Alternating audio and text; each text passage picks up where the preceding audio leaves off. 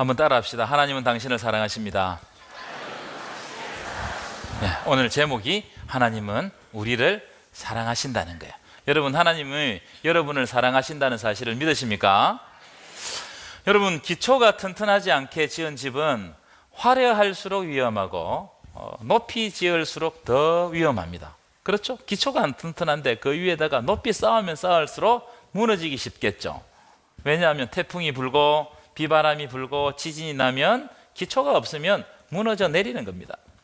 예수님도 이 부분에 대해서 직접 말씀하셨어요. 어떻게 말씀하셨느냐 하면, 반석 위에 지은 집은 바람이 불고 창수가 나고 여러 가지 시련과 환란이 닥쳐도 무너지지 않는다. 왜요? 그 기초가 반석이단 말이에요. 반면 모래 위에 지은 집은 바람이 불고 홍수가 나고 또 여러 가지 환란이 닥치면 어떻게 된다고요? 기초가 없기 때문에 무너진다는 거예요. 여러분, 이것은 성경에만 기록된 것이 아니고 세상 만사가 다 그렇다고 생각합니다. 여러분, 공부도 기초가 되지 않으면 성적이 오를 수 있습니까? 없습니까? 구구단을 못하는데 미분적분을 어떻게 풀겠어요? 그렇겠죠? 운동도 마찬가지입니다. 기본 훈련을 하지 않으면 고급 기술을 익힐 수가 없어요. 탁구도 매일 가면, 제가 탁구 레슨을 받아봤는데 탁구도 가면 매일 이것만 하래. 이것만 한 2년 동안 이것만 하라는 거예요. 이게 가장 중요하다는 겁니다. 모든 것이 기초가 튼튼해야 그 위에 자기가 원하는 것을 쌓아 올릴 수 있다는 거예요. 오늘 우리가 읽은 말씀은 하나님을 바라보는 인생이 마음에 새겨야 할 가장 기초적인 기본적인 말씀입니다. 아주 베이스의 말씀입니다. 그래서 여러분, 성경을 어떤 틀에 넣고 꽉 짜내면, 그래서 한 절만 뽑으라고 그러면 오늘 우리가 읽었던 요한복음 3장 16절이라고 생각합니다. 이 말씀을 마음에 새기는 사람은 영원한 생명을 얻는 길에서 흔들리지 않을 것이고, 이 말씀을 마음에 새기지 않는 사람은 죽음의 두려움이 올 때마다 흔들리고 무너질 거예요. 우리에게는 죽음의 두려움이 있어요. 여러분, 우리가 인정하기 싫지만 사람은 누구나 죽습니다. 여러분, 그렇죠? 지금까지 죽지 않고 살아있는 사람은 인간으로 태어나서 단 한 사람도 없어요. 다 죽는 거예요. 현대는 과학과 의술이 발달해가지고 사람의 평균 수명을 좀 증가시키긴 했습니다. 그러나 죽음을 극복하지 못했어요. 영원히 사는 사람은 없습니다. 왜냐하면 죽음은 인간의 힘으로는 도저히 극복할 수 없는 일이에요. 그래서 누구나 언제든지 한 번은 죽습니다. 그래서 우리는 죽음이 있기 때문에 우리 속에 있는 두려움, 불안, 이것이 어디로부터 오느냐? 죽음이 있다는 것 때문에 오는 거예요. 그래서 우리는, 인간들은 다 죽음에 매여 사는 인간들이다. 이 죽음에 매여 사는 인간들에게 두려움이 있어요. 그런데 이 죽음에 매여 사는 인간들에게, 인생들에게 오늘 우리가 읽었던 말씀은 그야말로 좋은 소식, 복된 소식, 굿뉴스, 복음입니다.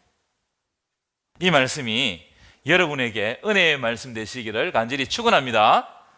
자, 오늘 우리가 읽었던 말씀은 7가지 주제로 나누어져요. 이 한 절에 7가지 주제가 들어있어요.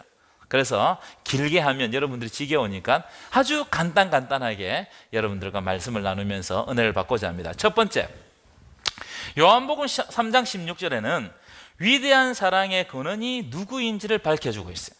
여러분, 위대한 사랑의 근원은 바로 하나님이십니다. 믿으십니까? 이 말씀을 보시면 하나님이 세상을 이처럼 하나님이 사랑했다는 거예요. 그래서 하나님이 독생자를 주셨어요. 그렇기 때문에 하나님의 사랑이 없으면 우리가 존재할 수가 없는 겁니다. 이 세상이 창조된 것도, 그리고 우리에게 생명이 지금 있는 것도 다 하나님의 사랑이 있기 때문에 가능한 일입니다. 부모의 사랑이 없으면 가정을 이룰 수가 없죠. 가정은 부모의 사랑으로 이루어지는 겁니다. 그것과 똑같이 하나님이 세상을 사랑하셨기 때문에 이 세상이 존재하는 것이고, 하나님이 이 세상을 사랑하셨기 때문에 우리를 하나님 품으로 부르시고 구원해 주시는 것입니다. 그래서 위대한 사랑의 근원은 바로 하나님이십니다. 믿으십니까? 두 번째, 요한복음 3장 16절에는 사랑의 대상이 누구인지를 밝혀주고 있어요. 사랑의 대상이 누구라는 거예요? 하나님이 무엇을 사랑했다고요? 세상을 사랑했다는, 하나님이 세상을 이처럼 사랑하사, 하나님은 자기가 창조하신 세상을 사랑했다는 거예요. 그래서 하나님은 우리를 사랑의 대상으로 지으셨다는 겁니다. 사랑하기 위해서 창조하셨어요. 여러분, 우리는 하나님의 사랑의 대상임을 믿으시기 바랍니다. 사랑의 대상이 없으면 그 이상한 거예요. 사랑에는 반드시 대상이 있는 겁니다. 하나님이 우리를 사랑하신다. 우리 인사했지만 한번 옆 사람에게 인사하겠습니다. 하나님은 당신을 사랑하십니다. 당신을 사랑하십니다. 하나님은 여러분들을 사랑하시는 줄 믿습니다. 세 번째, 요한복음 3장 16절에는 하나님 사랑의 크기가 담겨 있어요. 얼마나 하나님의 사랑이 크냐. 하나님이 얼마나 사랑하셨다고요? 3장 16절 보여주실까요? 하나님이 이처럼 사랑하셨다. 세상을 이처럼 사랑하셨다. 그럼 이처럼이 뭐냐? 내용을 쭉 보면 자기 아들을 십자가에 못 박혀서 죄인들을 구원하시는, 우리를 구원하시는 것처럼 사랑했다는 거예요. 그 자기 외아들을, 예수 그리스도를 십자가에 희생시키는 것만큼 우리를 사랑하셨어요. 그래서 우리는 예수님의 목숨값하고 우리하고 똑같아요. 놀라운 사랑 아닙니까? 사랑의 크기가 비교할 수 없다는 거예요. 네 번째, 요한복음 3장 16절에는 하나님의 위대한 사랑의 행동이 담겨 있어요. 하나님께서 사랑하시는데 그 행동을 증명하셨다는 거예요. 말로만 하는 것이 아니고 실제로 나타내셨다는 거예요. 하나님이 이 세상을 이처럼 사랑하사 누구를 주셨다고요? 독생자를 주셨다. 독생자, 유일한 아들을 우리에게 주셨다. 여러분, 사랑하면 자기의 가장 소중한 거, 자기의 전부를 주고 싶어요.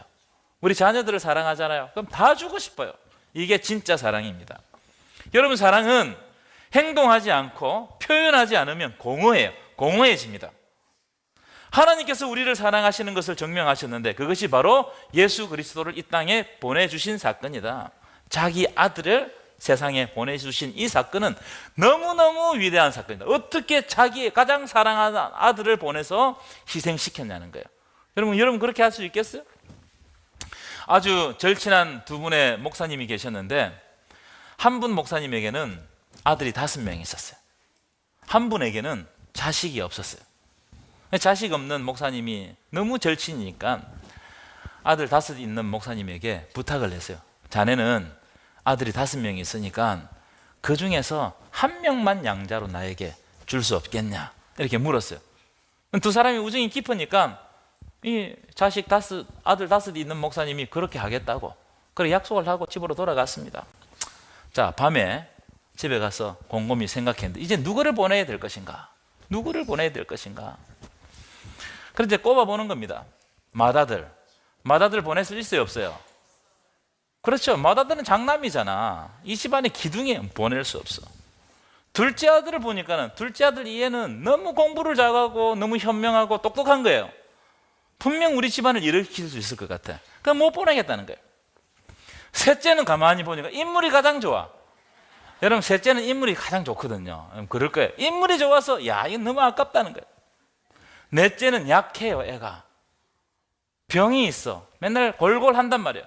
우리 집에서도 고생하는데 남 집에 보내면 보낼 수 있어요, 없어요? 못 보내는 거예요. 다섯째는, 막내는 사랑스러워, 예뻐. 여러분, 막내는요 다 예쁩니다. 다 예뻐. 너무 예쁜 거예요. 못 보내겠는 거예요. 밤새도록 고민했는데 보낼 사람이 한 사람도 없다. 그날 밤 그 목사님은 하나님이 우리에게 독생자를 준 사랑이 얼마나 큰 사랑인가, 그걸 깨달았다는 거예요.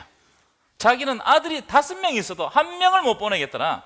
그런데 하나님은 유일하신 아들 독생자를 보내셨다. 사랑의 크기가 얼마나 크냐, 그리고 우리에게 실제적으로 증명하셨다는 거예요.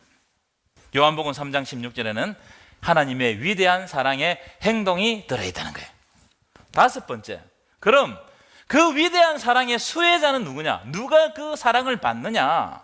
띄워보실까요? 하나님이 세상을 이처럼 사랑하사 독생자를 주셨으니 이는 그를 믿는 자마다, 예수를 믿는 자마다 누구든지 구원을 받는다. 그 사랑, 그 은혜를 받는다는 거예요. 흑인이냐 백인이냐 동양인이냐 가난하냐 부하냐 높은 자냐 낮은 자냐 아이냐 어른이냐 지식인이냐 무식한 사람이냐 이 따질 것 없이 누구든지 어떤 사람이든지 예수를 믿는 자마다 구원을 받는다는 거예요. 이것을 복음의 보편성이라고 그래요. 어떤 사람이든지 복음을 받아들이면 구원을 받는다. 하나님의 큰 은혜를 받는다. 오늘 여기에 참석하신 모든 분들은 하나님의 은혜를 받으신 줄 믿습니다.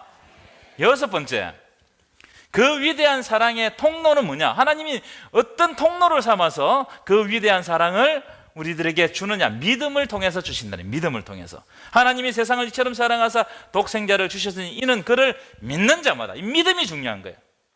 우리가 위대한 하나님의 사랑 안에서 구원받기를 원한다면 예수를 믿어야 할 줄 믿습니다. 그렇기 때문에 기독교 신앙 안에서는 믿음은 너무너무 중요해요.